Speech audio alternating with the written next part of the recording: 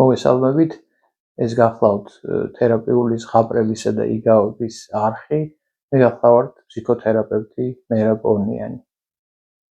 ახლა წაგიკითხავთ იგავს, რომლის სათაურია ბედიღბლის ხელში.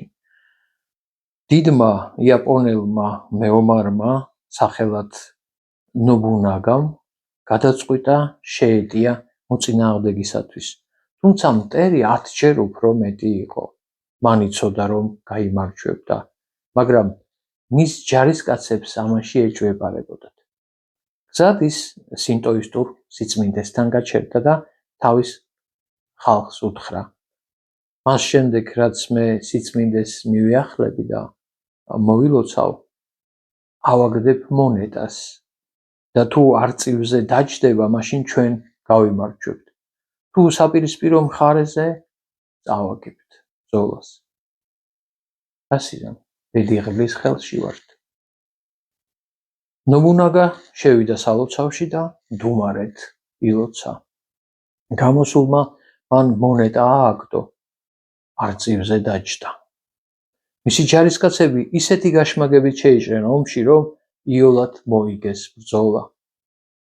არავის შეუძლია ბედის შეცვლა, უთხრა მას სახურმა ბრძოლის შემდეგ.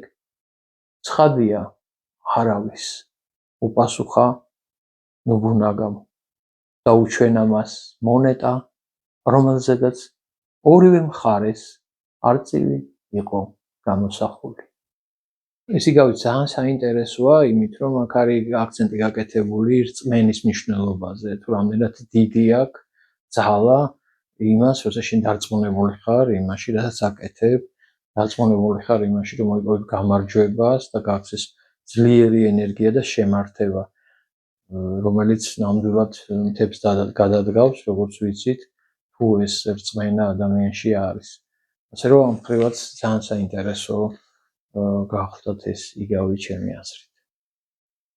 ჩვენთვის, როგორც ყოველთვის საინტერესოა თქვენი მოსაზრებები და წინადადებები, რომლებიც შეიძლება გქონდეთ ამ თუ იმ თემასთან დაკავშირებით, უთმენლად ველით თქვენგან გამოხმაურებას. ჩვენთვის ეს მნიშვნელოვანია, რათა გავითვალისწინოთ მომავალ საქმიანობაში. ამიტომ გთხოვთ დაგვიკომენტაროთ ყოველივე და გამოიწეროთ ჩვენი არხი.